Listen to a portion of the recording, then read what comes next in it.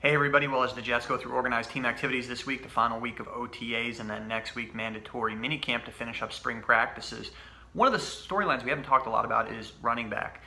Bilal Powell, Isaiah Crowell, an interesting dynamic there because each of those guys sort of brings something unique to the backfield. Neither of those guys are really a power back per se. Crowell a little bit smaller, more compact, but listen, this is a storyline that we haven't really hammered on a lot because so much of it this spring has been about the quarterbacks, and understandably so. That's a huge storyline. But let's start with Crowell. What does he bring, and what assets can he offer to Jeremy Bates' offense? And it's interesting we bring up Jeremy Bates' offense because Crowell early in his career in Cleveland was in a similar offense, a West Coast Mike Shanahan influenced style offense, which is what the Jets are going to be running under Jeremy Bates and Rick Dennison.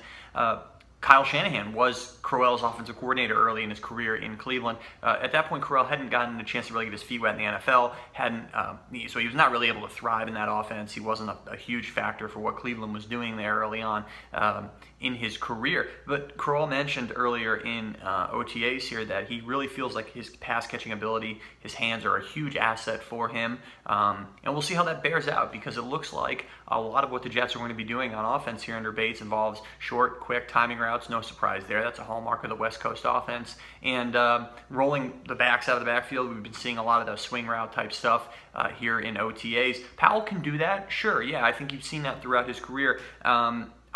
In terms of who will be the more number one back or the more prominent back in the Jets offense, tough to say right now. I think they'll probably end up riding the hot hand in a lot of games. Powell probably is technically the number one guy in the depth chart right now at this point, but he turns 30 later this year, so Crowell has the age advantage on Powell. Last year, Powell's contract, obviously he wants to show something this year to the Jets. How much does he have left? He's battled some injuries in recent years, just nagging stuff. So he certainly has the ability to contribute as a complementary back, not necessarily a guy who has carried a huge workload in terms of 200 carry seasons in his career often, and Crowell did that really the past couple years in Cleveland, 206, 198 for his carries. So he is used to doing that. I don't think the Jets are going to have him do that this year to quite that degree. So I think you'll see a fairly equitable carry split along the lines of what the Jets probably would have wanted to have done with Matt Forte and Bilal Powell. The Forte's knee hadn't been so problematic there during his time with the Jets before he retired. So I think that's some things,